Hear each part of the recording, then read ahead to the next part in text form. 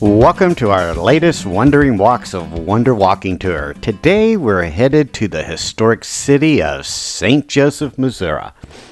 St. Joseph was founded along the Missouri River by Joseph Robideau, a fur trader of French-Canadian descent, and was officially incorporated in 1843. In its early years, it thrived as a bustling outpost and rough frontier town, serving as the last supply point for travelers heading west on the Missouri River. It remained the westernmost point in the United States accessible by rail until after the Civil War in 1865.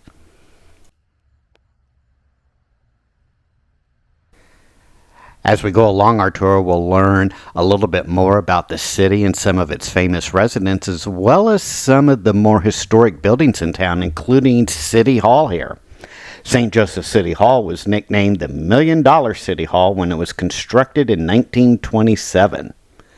The design of the building is a result of collaborations from many different architects, including historic and famous architects such as George Burnham, Jacques Grébert, and the firm of Eckel and Aldrich. The lobby of the building itself, it was actually closed the day I was filming this, but if you go inside the lobby, it's beautiful. It's based upon the entrance of the Palazzo Farnese, which was built by Michelangelo for Pope Paul III in Italy.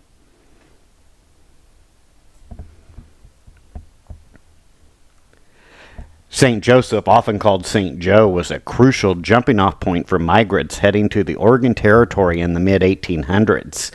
Cities like Independence, Missouri, as well as St. Joseph, were key locations where pioneers would stock up on supplies before embarking on their journeys across the Great Plains. The town at that time was extremely vibrant and lively.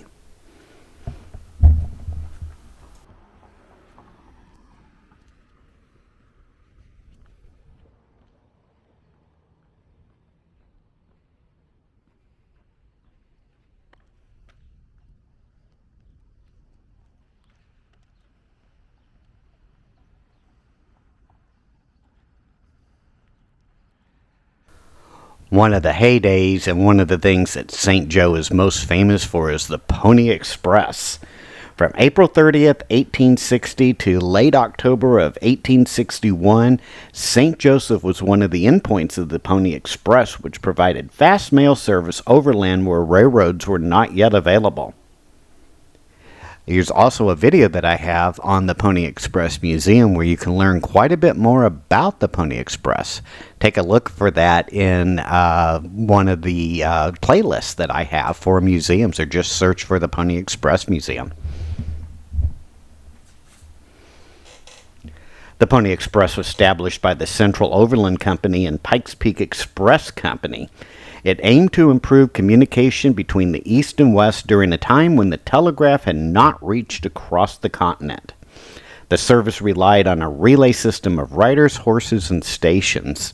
That's why we see the statue here of one of the riders, because St. Joe was the easternmost endpoint of the Pony Express. Riders would travel about 75 to 100 miles at a time, changing horses at relay stations every 10 to 15 miles. This system enabled mail to be delivered from Missouri to California in about 10 days. The riders were often young men selected for their lightweight and agility. The entire route spanned about 1,900 miles and had 184 stations.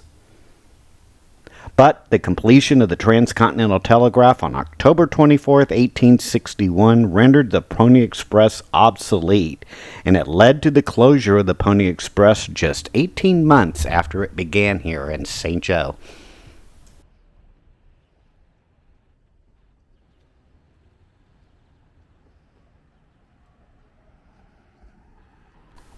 To our right here is the Downtown Library. The city's first library was organized by a group of ladies at the close of the Civil War and was originally located on the second story of the Samuels Building on 6th and Charles Street. In 1909, when a state law was passed giving the cities the authority to establish free public libraries, the citizens of St. Joseph passed an initiative by a margin of 6-1. This building was designed by E.J. Eckel and is constructed of Silverdale stone, which is so soft it must be treated with linseed oil from time to time. This building is also listed on the National Register of Historic Places.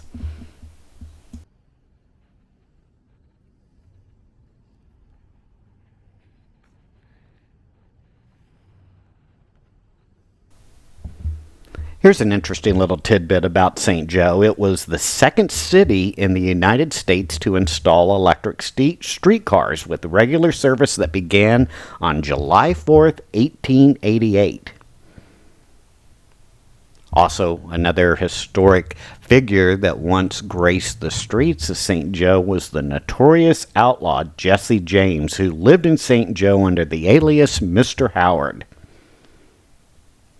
James was killed at his home on April 3rd, 1882. That house has been relocated to the Patey House Museum and still has the bullet hole from the fatal shot.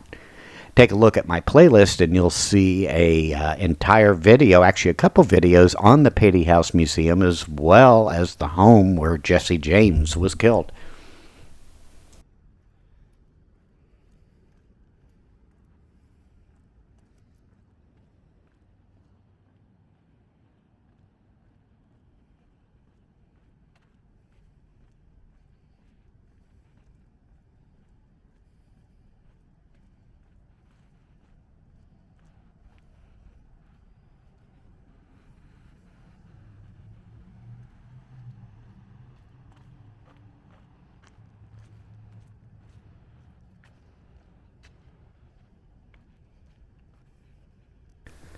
We're now walking towards the News Press building. This building near the corner of 8th and Edmond houses the circulation department of the News Press, St. Joseph's daily newspaper. It's connected to the original building on 9th and Edmond that was constructed in 1912, which at one time housed both the Gazette as well as the News Press, the morning and evening dailies, before they joined together. This original building was designed by Eckel and Aldridge during what was called the City Beautiful movement of 1910 to 1920.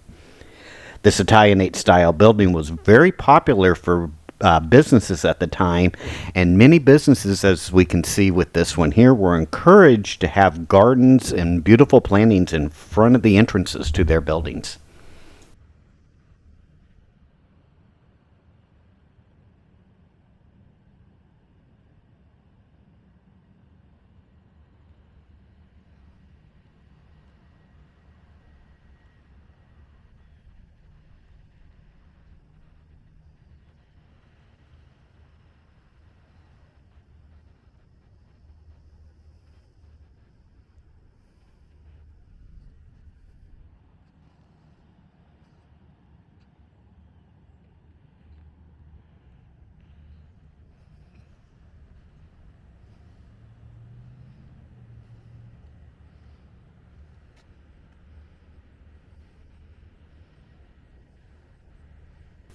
To our left here is the historic post office building.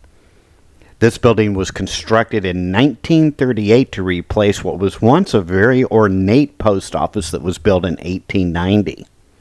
Inside this new building, there are 12 murals by Gustav Dahlstrom, who was an artist working for the Works Project Administration, or WPA. Beautiful murals that have stood the test of time. Those murals depict scenes of St. Joseph history from its first Native American Indian settlers to the turn of the 20th century. There has been an addition to the south side of the building to give the post office more space.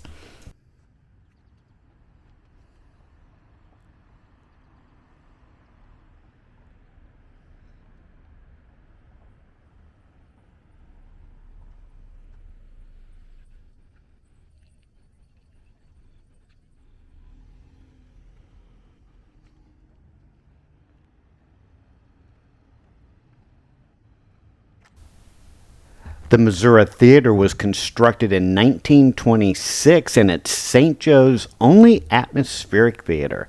It was designed by the Bowler brothers, who were famous for designing very ornate and beautiful theaters in the 1920s. The interior features large winged bulls, and the huge chandelier that hangs from the ceiling is reminiscent of a Bedouin's tent. It's a classic example of what was known as the palace theaters of the 1920s. The ornate plasterwork was done by Wayland Gregory. The interior has been recently restored, and the theater itself was once called the Cathedral of Motion Pictures and cost $1 million to construct in 1926.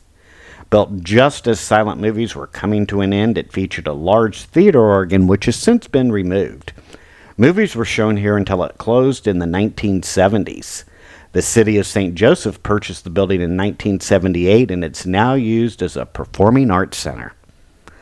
Little known fact, but the world premiere of the movie Pony Express was held here.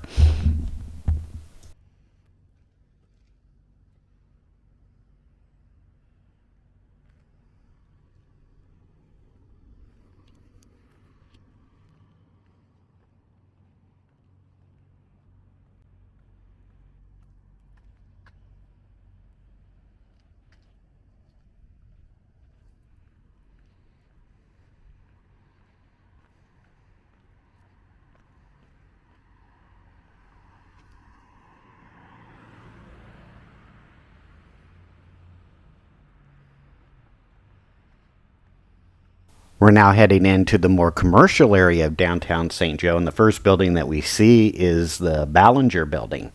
This Queen Anne style building was erected in 1889 by Elizabeth Ballinger. It was originally a 5-story building housing several offices. The lower floor for many years was home to the St. Joseph Daily News, which was the forerunner of the news press. During the mid 20th century, the lower floor housed one of the many Herman drugstores in St. Joseph.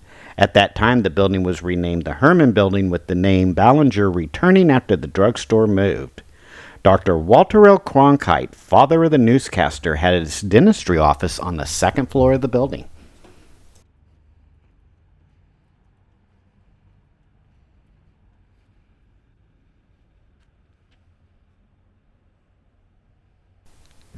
This building was built for the Missouri and Kansas Telephone Company in 1895.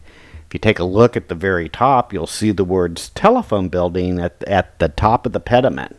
It was the very first fireproof telephone exchange to be built in St. Joe.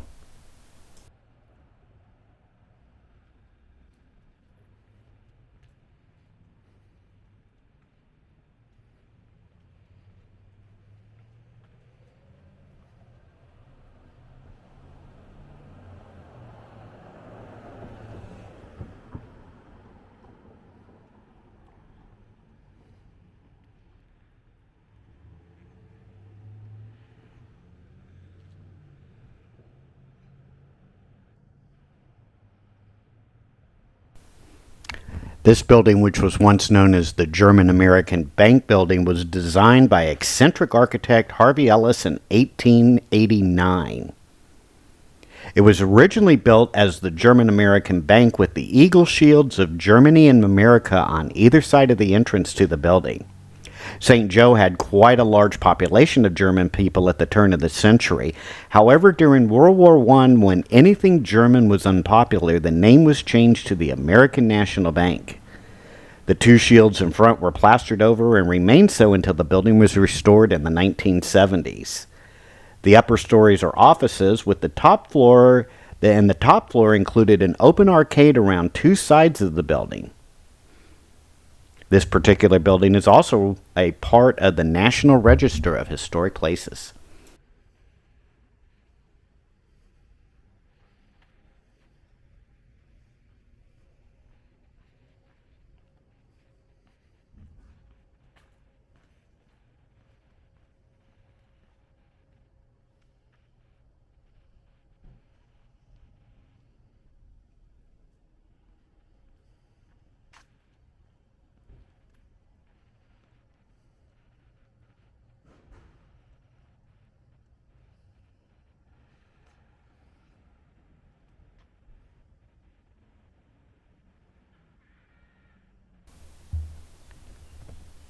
The Trunk Building was erected in 1911 by the Lincoln Realty Company. This building was constructed as a three-story building. The Walkover Boot Shop and Western Union Telegraph offices were once located in the building in its early days.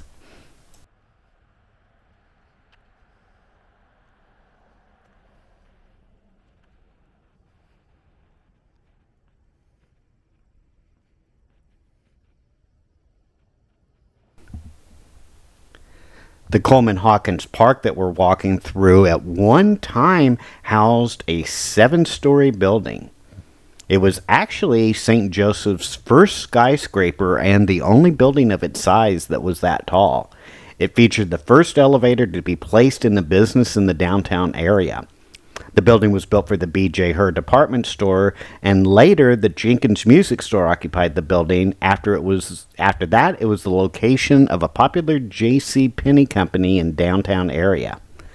The park itself, where the building was demolished, now houses various downtown events, including the Coleman Hawkins Jazz Festival and much more.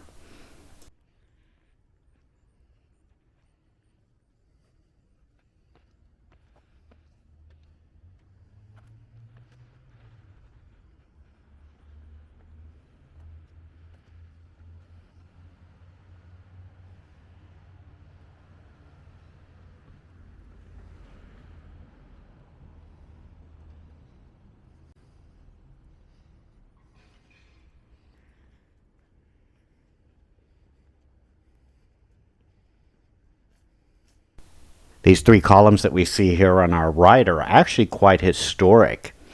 These are 3 of 6 columns that originally graced the front of St. Joseph's premier downtown hotel, the Hotel Robideau. These columns were saved when the building was demolished and for a while were placed in the pedestrian mall on Phoenix. When that was removed, the columns were put into storage and were finally erected here in the Coleman Hawkins Park.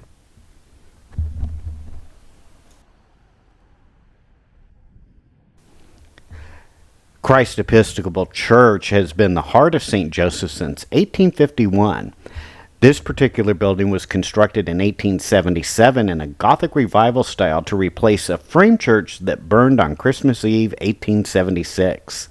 Dr. James Runcie performed the marriage ceremony here, uniting famed writer and poet Eugene Field and a St. Joseph girl called Julie Comstock on October 16, 1873. The present structure is the oldest building in St. Joseph, used continuously as a Protestant place of worship for a congregation. Built in 1923 during St. Joseph glory days, the Kirkpatrick building once housed the Kirkpatrick Jewelry Store, also a pharmacy, as well as other offices.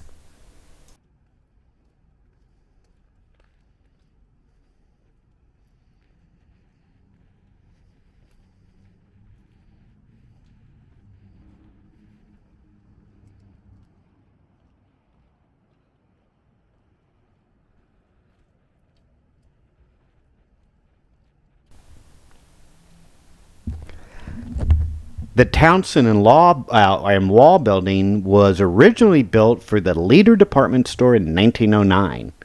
Once that store closed, Townsend, Wyatt and Wall occupied the building until 1984. The building itself, before it was a law firm, was St. Joseph's most complete department store, featuring clothing, furniture, gifts, a tea room, curtains, photo shop, bargain basement, toiletries, and much more.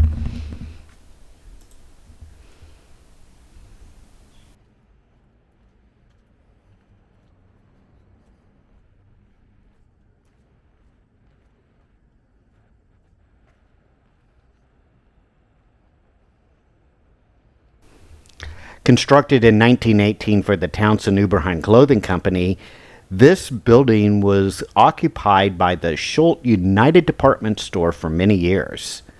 They went out of business during the 1920s. Simon Rodsky reopened the building in 1931 as the United Department Store. Back in the 1940s, a local radio station, KFEQ, would do a daily broadcast called Man on the Street from the front of the store.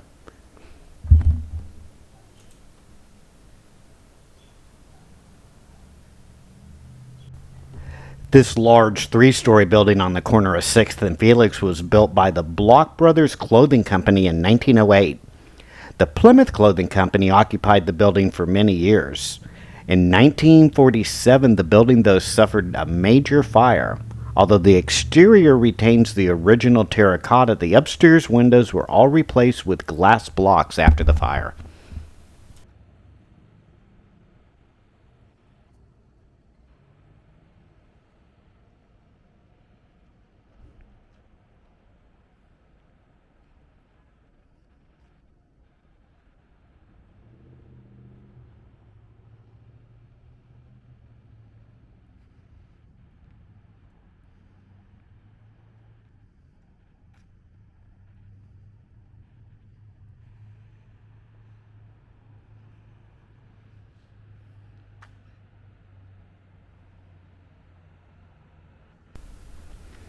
This five-story building was erected for the Hacksmith Furniture Company as their showroom.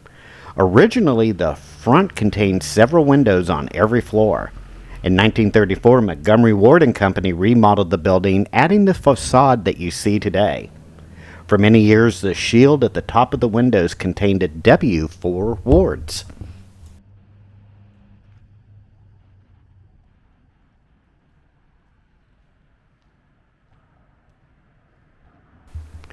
Originally built in 1880 to house the firm of Jones, Townsend, and Shireman, this building has been in retail use ever since. For many years, at the turn of the century, the Townsend Wyatt and Wall dry goods store occupied the premises. Then another famous St. Joseph retailer, Regner and Shoup, was a tenant. Sears Roebuck and Company for many years had their main St. Joseph store located here before moving to another location. Inbenders, a nationally known women's apparel shop, occupied the building after their store was destroyed by a fire. In the 1960s, they added the more modern facade that we see today, which still covers an elegant Victorian facade.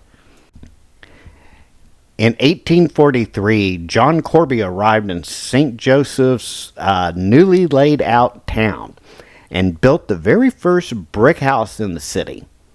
John Corby, the great-nephew of the original John Corby, erected St. Joseph's tallest inhabited building. He was also the man who started the telephone company here and also what became the light and power company. Joseph's son John was involved in handling the affairs of the Corby estate, but it was Joseph who was primarily responsible for the building. It was originally 12 stories tall with an attic at the top floor. The St. Joseph Grain Exchange built an addition on top of the attic, so the building now at the time had 14 stories, but no 13th floor. Now this is not due to superstition, but rather to the fact that the addition was built on top of the attic. At first it was known as the Corby Forsey building. Zelda Forsey was the sister of Amanda Corby, wife of the original John Corby. In 1914, a large electric sign measuring 48 feet wide and 52 foot high was erected on the southern roof of the building. The 12-foot letters spelled out the slogan, "St. Joseph, the City Worthwhile." This was in the days before neon lights, so 3,800 incandescent bulbs were used.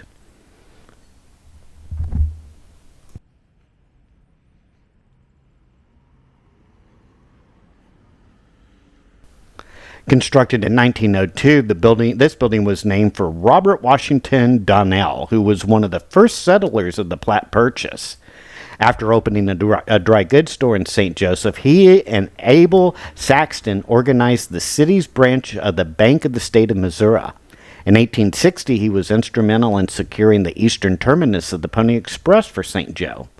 His banking firm became the largest dealer in gold and silver bullion in the world and was responsible for over 400 Western banks. We're walking past the Robideau Center as well as U.S. Bank building. Erected on the site of the former Hotel Robideau, this modern building was constructed to house a bank and several offices. Throughout the bank, artifacts from the old hotel are still displayed. There's a clock in front of the bank that was originally located at 6th and Edmond on the former Empire Trust Building. This clock once appeared in the movie Paper Moon.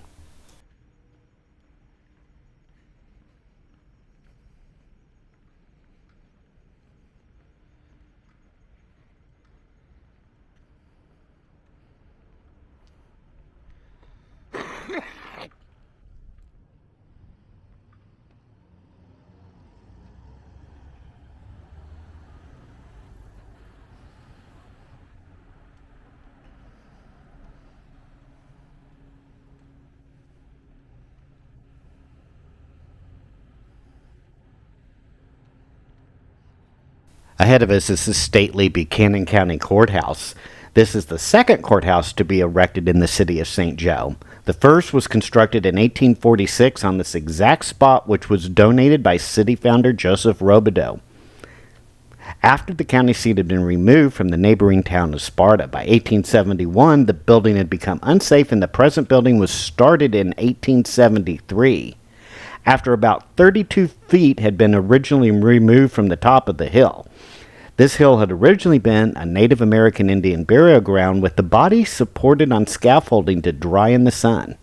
The present building was finally completed in 1876, although the date stones above the principal entrances bear the date 1874. At the time it was built, it was the largest courthouse in the state. The original dome was much smaller with a slender tower or lantern on top, but this was damaged in 1885 and a new, larger dome was constructed. To our right is the corporate headquarters for a company known as Hilliard. Hilliard manufactures floor care materials, especially for gymnasiums. The building, as well as the one connected in the rear, was originally a shoe company. At one time, St. Joseph had several shoe companies to make shoes.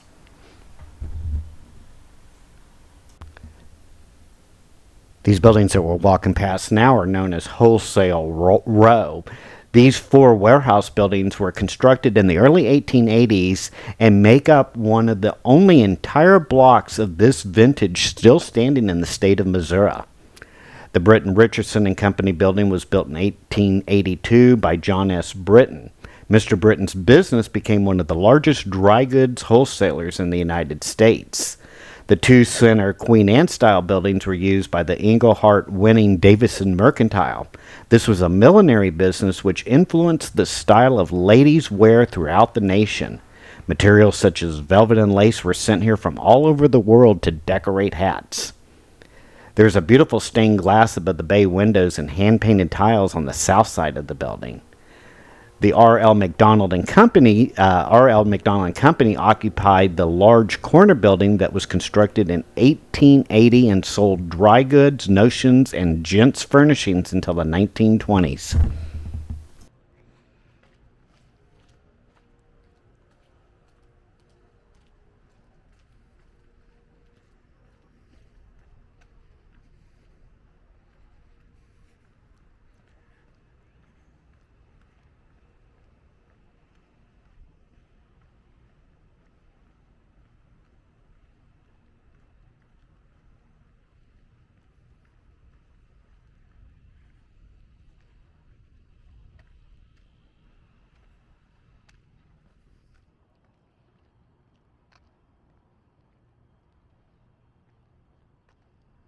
This large brick building that we see here was once known as the American Electric Building. It's a large 7-story building that was originally constructed for the Richardson Roberts Byrne Dry Goods Company. It also housed the offices of the Consolidated Electric Distributors up until the 1920s. St. Joseph was the nation's third largest dry goods center, which accounts for many of the large warehouses that we see in town today.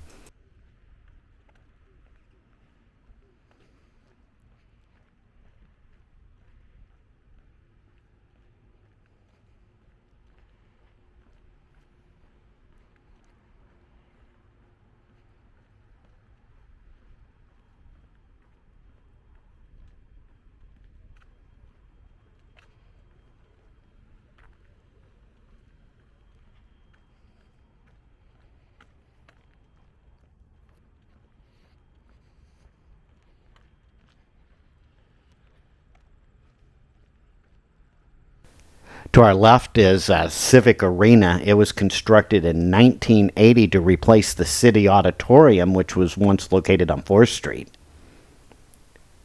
Inside, there's as much as 19,000 square feet of unobstructed exhibit space with seating for about 2,300 people. Many events are held inside the Civic Center throughout the year.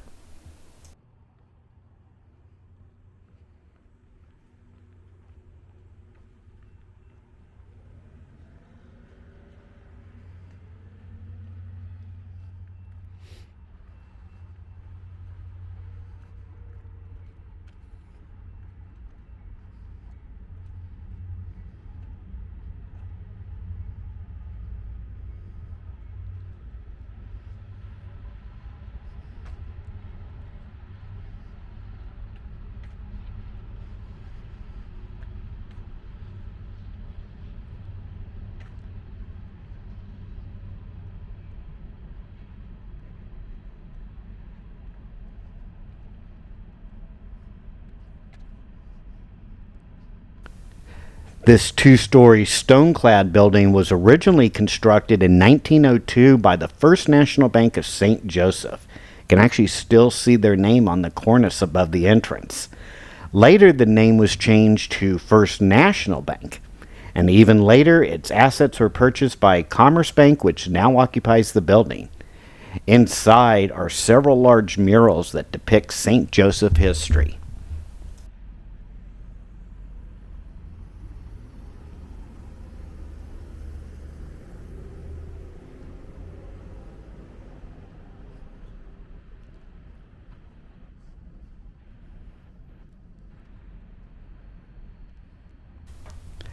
This building was constructed in 1859 to house the St. Joseph branch of the Bank of the State of Missouri at a cost of about $25,000.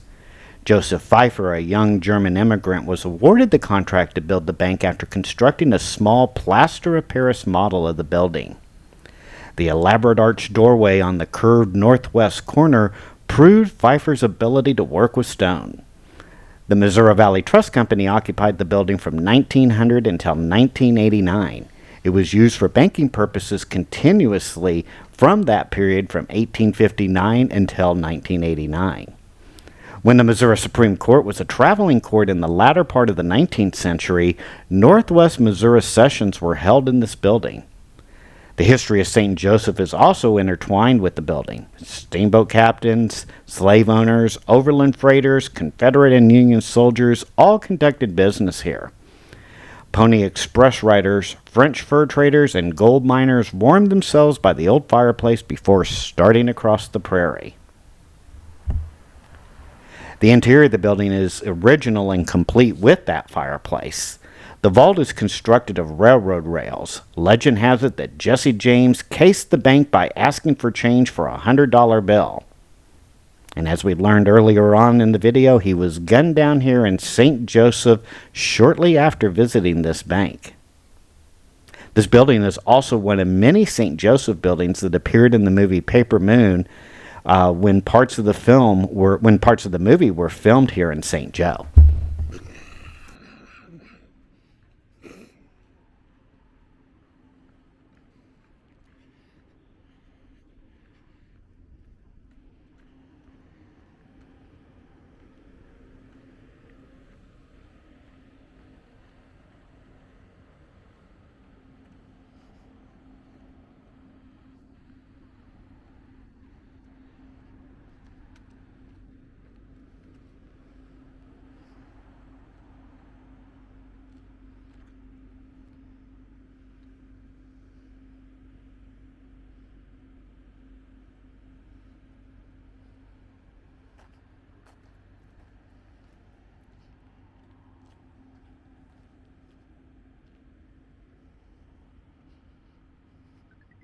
As we look at this large and beautiful mural here that depicts the westward migration of Americans, make sure to hit that like and subscribe button, and we will see you on our next Wandering Walks of Wonder adventure. Take care now. Bye-bye.